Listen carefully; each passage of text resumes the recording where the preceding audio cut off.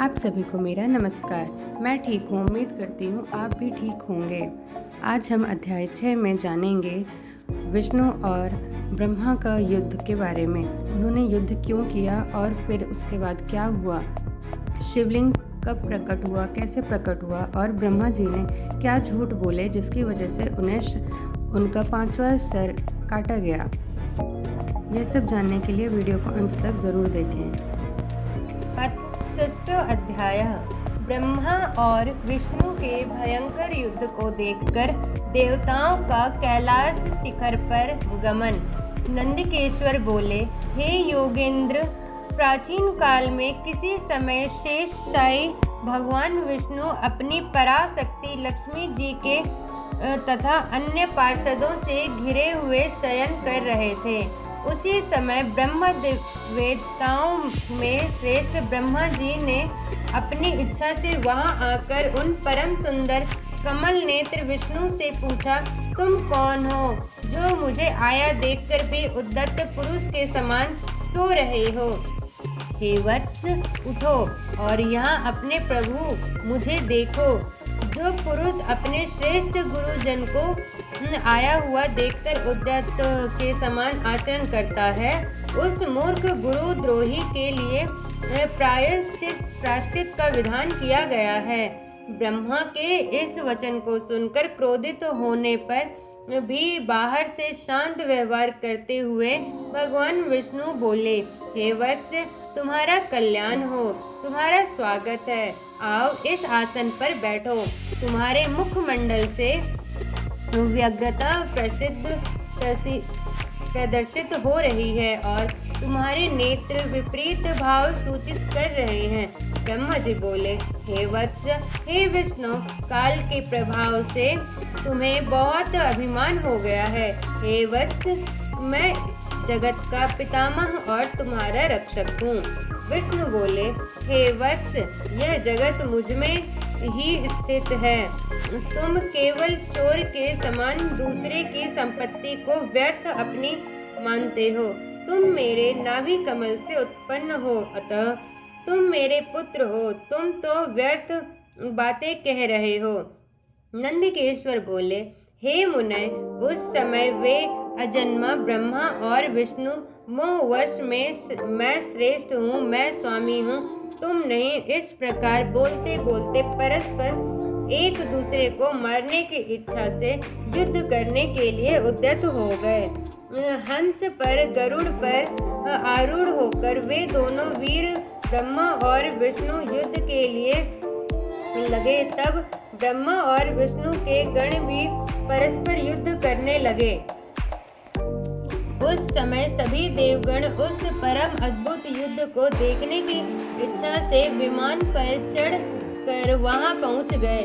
वहां आकर आकाश में अवस्थित हो पुष्प की वृष्टि करते हुए वे युद्ध करने लगे। गरुड़ वाहन भगवान विष्णु ने क्रोध होकर ब्रह्मा के वक्षस्थल पर अनेक प्रकार के असंख्य दुस्सह बाणों और अस्त्रों से प्रहार किया।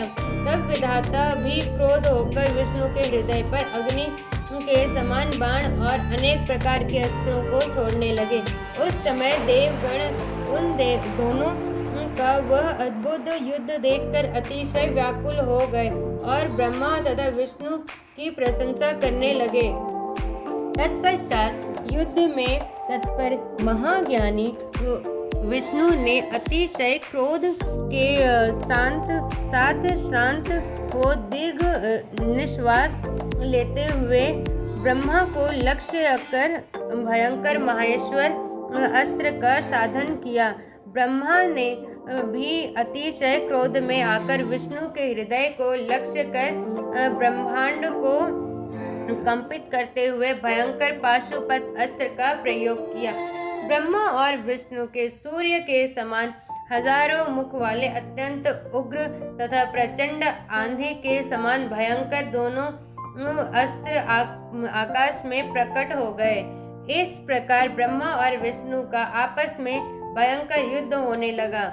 हे तात, उस युद्ध को देखकर सभी देवगण राजविल्व के समय ब्राह्मणों के समान अतिशय दुखी और व्याकुल होकर परस्पर कहने लगे, जिसके द्वारा सृष्टि स्थित प्रलय तिरोभाव तथा अनुग्रह होता है और जिसकी कृपा से बिना इस भूमंडल पर अपनी इच्छा से एक तृण का भी विनाश करने में कोई भी समर्थ नहीं है। उन त्रिशूलधारी ब्रह्मा के स्वरूप महेश्वर को नमस्कार है।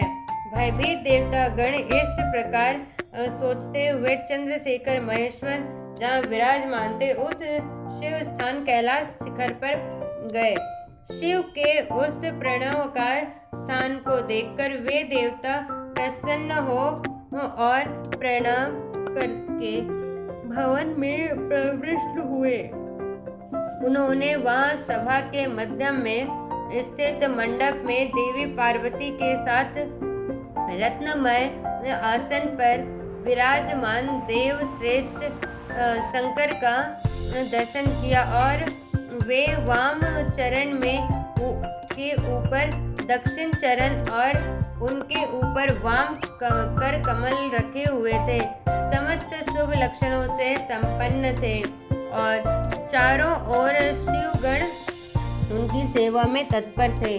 शिव के प्रति उत्तम भक्ति भाव वाली कुशल रमणीय उन पर चंवर डुला रही थी।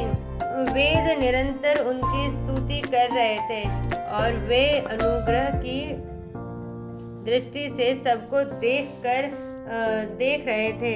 हे वत्स, उन महेश्वर शिव को देखकर आनंदाश्रु से परिपूर्ण नेत्रों वाले देवताओं ने दूर से ही उन्हें दंडवत प्रणाम किया। भगवान शंकर ने उन दोनों को देखकर अपने गणों से उन्हें समीप बुलवाया और देव शिरोमणि महादेव उन देवताओं को आनंदित करते हुए गंभीर मंगलमय तथा मधुर वचन कहने लगे। इस प्रकार से शिव महापुराण के अंतर्गत विद्येश्वर संहिता में देवताओं की कैलाश यात्रा का वर्णन नामक 6वां अध्याय पूर्ण हुआ। वीडियो को अंत तक देखने के लिए आपका धन्यवाद। अगर आपने चैनल को अब तक सब्सक्राइब नहीं किया है तो सब्सक्राइब कर लें और बेल आइकन पर क्लिक करें ताकि मेरा अगला वीडियो का नोटिफिकेशन आपको समय पर मिल सके। और कमेंट में बताएं यह वीडियो आपको कैसा लगा।